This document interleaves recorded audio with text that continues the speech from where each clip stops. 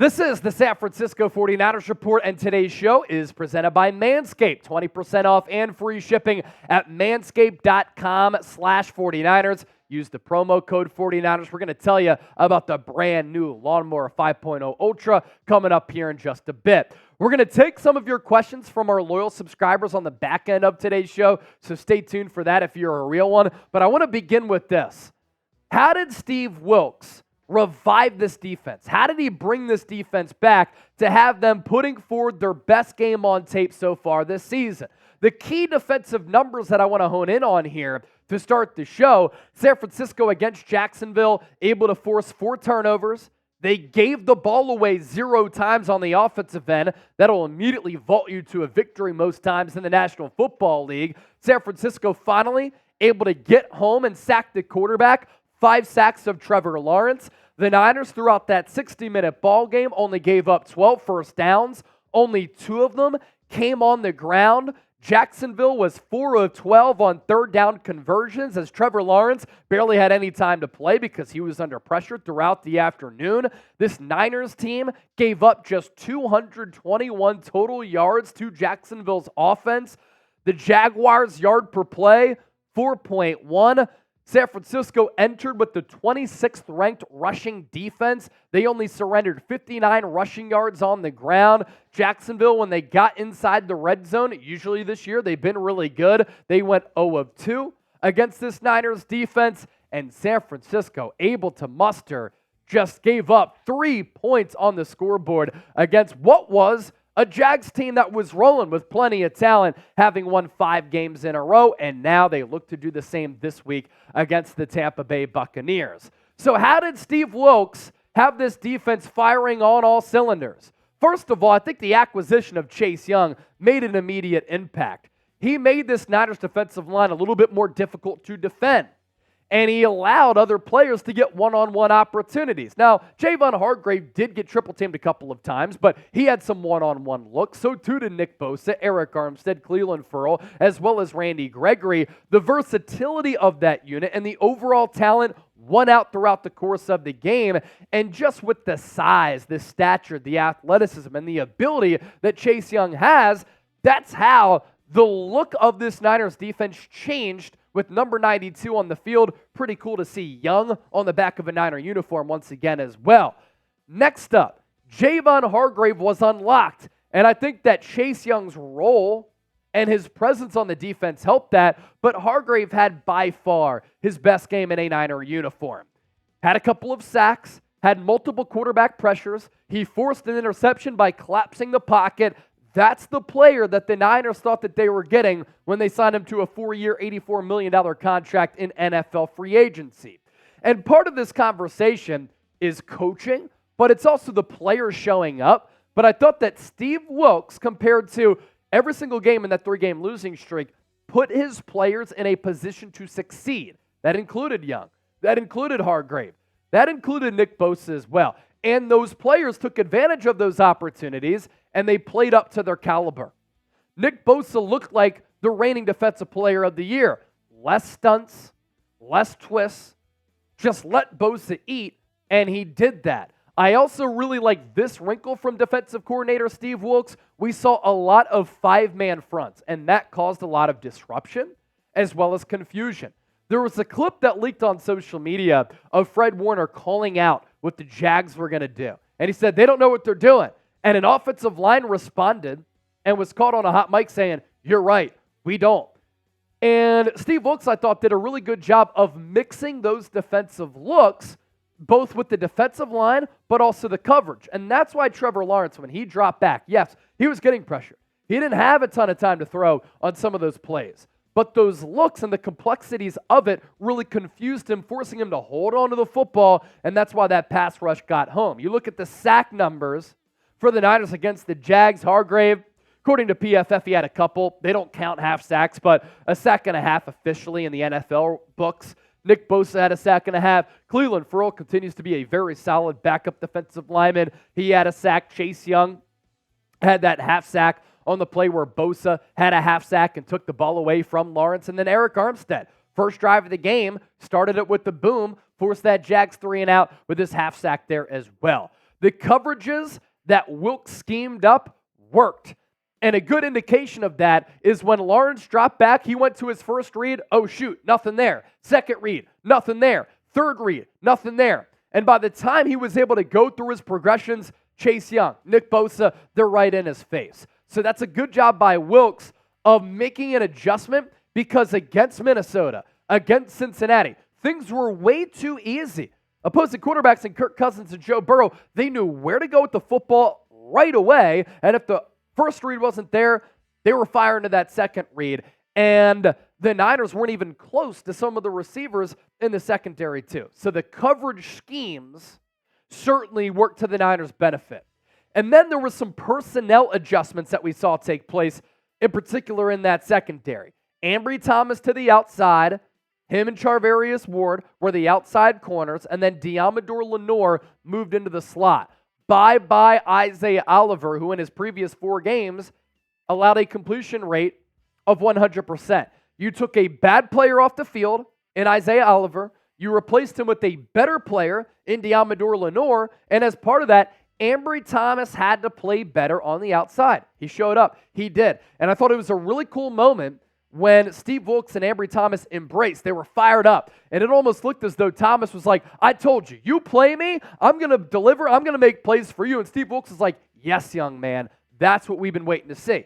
Now, the issue with Ambry Thomas has been Jekyll and Hyde play. Can he continue to play at a consistent rate the rest of the year instead of just one flash game? Hopefully. If that happens, Niners defense is better off because of it. Steve Wilks, lastly, moved down to the sideline. Look, everybody wanted to shoot this down as not a big deal. And it's not as big of a deal as some people make it out to be. But why is it that the Niners defense during that 3-game losing streak was awful? The communication looked porous. The defense looked hesitant and unsure of themselves. They looked slow. But then they come off of the bye week and they were moving around, flying around the football field. They were not second-guessing themselves. And the scheme put the players in a position to have success.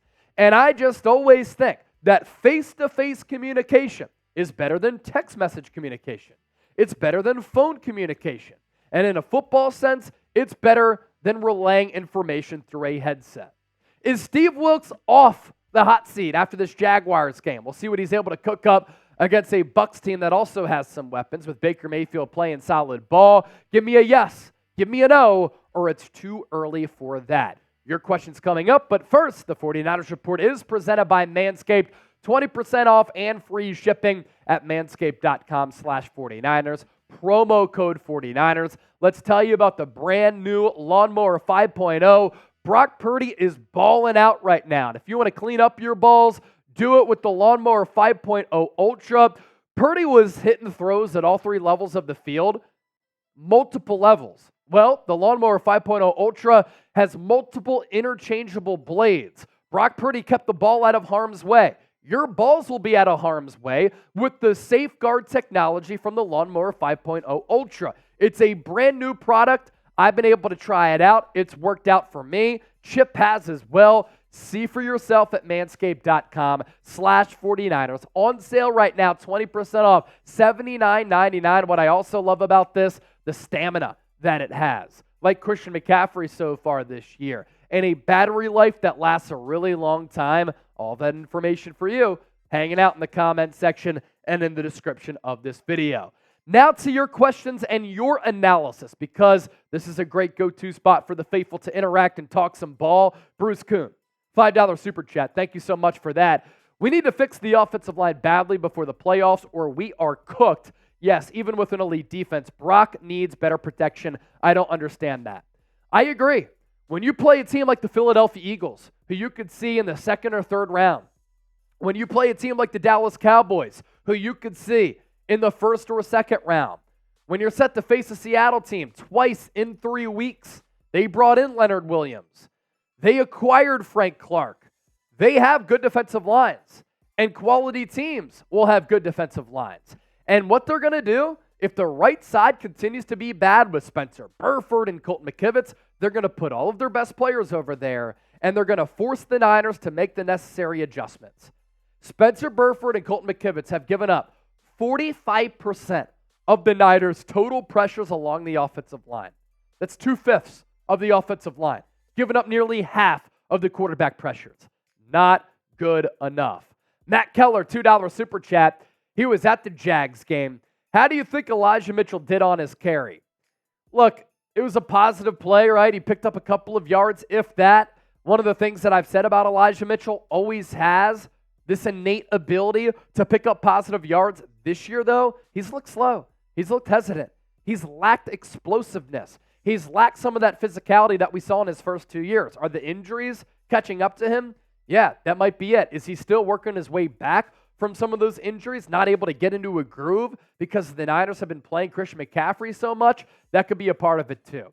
But backup running back, I think, is an area of emphasis and need for this team going into the offseason, as is offensive line. Lore, what should we do with cornerback? I want to see the Niners continue to trot out what we saw against Jacksonville. And we can go to that new look secondary there, Chip, where you had Ambry Thomas and Charvarius Ward on the outside. You, of course, had Talanoa Hufanga to Sean Gibson at safety. And then you had Diamador Lenore in the slot. Shanahan did not commit to the secondary grouping permanently. He said we look at it week to week, but the 1 week that we saw it, they fared pretty damn well against what was a very solid Jacksonville offense going into this game. What new to 187? Are there any free agents that we can sign to our practice squad?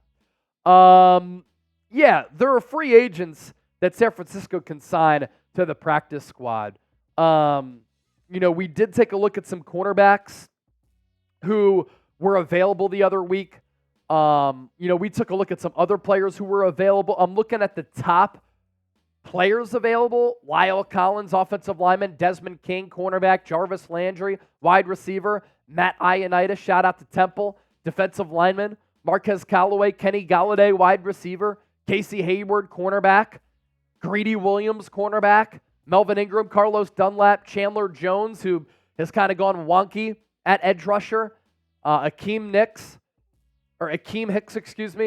Taylor Lewan is retired, but still officially listed. Ben Jones, Matt Ryan, Byron Jones. Some players out there, but there's a reason that they're still out there. Henry, the average Niner fan, should we be concerned, about Brock Purdy's backups? Like, what if Purdy gets hurt in the next few games? Do we trust Sam Darnold, or do we sign a free agent?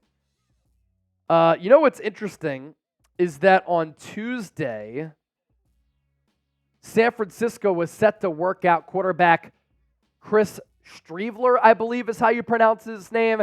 He got some run with the New York Jets.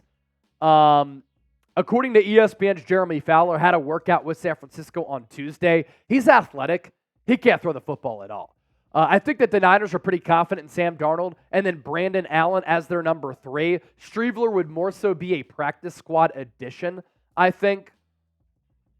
He's 28 years old. Again, really struggles to throw the football, which to me, that's the most important thing. Sam Darnold has played a lot in this league. Could Shanahan elevate him like he's been able to elevate Purdy, like he elevated Jimmy Garoppolo? Looks good right now because Garoppolo got benched. C.J. Beathard, Nick Mullins, Matt Ryan. Like, Kyle Shanahan has done wonders with quarterback throughout his career. Could he do the same with Sam Darnold? I think they believe so, and Darnold has played a lot, started almost 60 games in his NFL career. The Sentinels football channel, does this team need to get the first-round bye in order to make it to the Super Bowl this year? No, I don't think so. I kind of miss the old format, though, of having the top 2 seeds have that rest week. Puts a lot of pressure on that team that earned the 2 seed to have to play right away in the wild card round.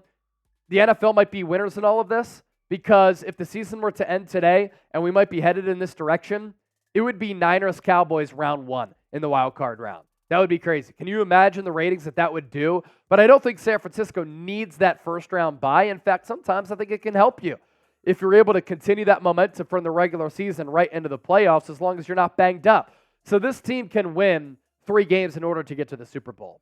Ernesto, what is the latest injury news? Latest injury news, Colton McKivitz got rolled up on at right tackle, knee and ankle because of that. Trent Williams came out of the game clean. Other than that, San Francisco actually pretty healthy, which is a really good spot to be in for a team that has been top 10 in injury rate under head coach Kyle Shanahan since 2017 when he became head coach. Antonio, why am I still not impressed that they need to clean up the silly penalties that Thomas touchdown called back will hurt us against elite teams and change the momentum? I mean, can you imagine if that happened in an NFC Championship game where the game is close, you thought you had a touchdown, and then it gets wiped out? Good learning experience. I mean, by that time, it was a blowout, but the coaches and the players have to know that after a big play like that, you can't come onto the field. Now, they probably thought that Ambry Thomas was down, but Ambry Thomas knew that he wasn't down. That's why he got up, and then he ran 96 yards. He ran 96 yards for nothing. So you do have to clean up those little things, no doubt. Aaron Jimenez, he's been chiming in a lot over the last couple of weeks. Thank you, AJ. Should we still go for Robbie Gould? I wasn't liking what I saw from Jake Moody. We're not at that point yet, and I think that Jake Moody has been able to redeem himself over the last couple of weeks. If it comes down to a clutch kick in a playoff game, I might shit myself. I'm not even kidding. And Niner fans worldwide probably echo those feelings. If a playoff game comes down to a big kick where Robbie Gould has never missed in his NFL career and Jake Moody misses, all-time miscalculation by this organization to go rookie kicker for a team that has Super Bowl aspirations and use a third-round pick on him when you needed to bulk up that offensive line. That crazed Niners fan, I know Ayuk is amazing, but he's going to be expensive, and I want Greenlaw and Chase Young back. Would trading him or Debo, then you look at the draft, be a good option? Could Travis Hunter be possible? Wow. Travis Hunter's pretty fascinating. My comp for him as a wide receiver is Deshaun Jackson as far as his body type because he's a little bit slight. And then my comp for him as a cornerback is Asante Samuel, a little bit of a gambler who has a knack for intercepting the football, making momentum-changing plays, but he's not going to be a great tackler. Travis Hunter, I think, is a fascinating NFL prospect who can play both ways at the next level, and he's been playing both ways with Colorado at a really high level. I think he might go back to Colorado. There's a lot of buzz that he is going to go back to Boulder. Shedeur Sanders is already going to go back, allegedly, and according to his dad, team back up with this Pops to try to give another run at this thing. And hopefully, for Colorado's standpoint, they can bulk up that roster a little bit. But I would not be shocked if San Francisco traded away one of Brandon Ayuk or Debo Samuel. You're paying Debo more than $20 million. Brandon Ayuk is going to demand more than $20 million. Can you afford to pay two wide receivers more than $20 million? And the thought is, if you trade one of them away and then you use a draft pick on a wide receiver in the first or second round, they're going to come at a fraction of the cost. And in this offense, which is wide receiver friendly, when they're not running the football so much, can they be a plug-and-play player? Now, if you miss on that position, that's awful. I'm always a proponent of keeping your core players together, especially young building blocks. So I don't want to see Ayuk or Debo get traded. You can find a way to pull off those salary cap gymnastics and backload that deal. But you're right. Greenlaw's a baller. Chase Young made an immediate impact on this team. But I also believe that San Francisco opened up all that cap space for a reason. Going to be a fascinating offseason, Super Bowl or not, for San Francisco going into 2024. Beansley, our morale and mental parts of our game lack after being down. We really need to improve on teamwork when we are down by more than 2 touchdowns. How do you think that they could? I know that we went over those Kyle Shanahan numbers when down by a field goal or more than a touchdown going into the fourth quarter or in the fourth quarter. We went in depth on those talking points. A lot of coaches and a lot of teams are not good when having to come from behind. Why? NFL is hard. Other teams, when they get a lead, they're really good. Momentum is a thing. I agree, though. When the San Francisco 49ers play from ahead, which they've done in all 6 of their wins this year, they look like the most unstoppable, deepest, most talented team in football. It's a snowball moving downhill during an avalanche. Ain't no stopping it. When they have to come back, though, like they've had to do in all 3 of their losses, they don't look like the same team. They get taken out of their groove to a certain degree. So I agree, Beansley. Got to be better winning some of those grimy games. And when a guy like Fred Warner says as much, I take stock in that. Before we hop on out of here, if you ain't subscribed, you ain't alive. Hit that sub button right now for daily and year-round coverage of the San Francisco 49ers. And as always, thanks for supporting the show and watching it.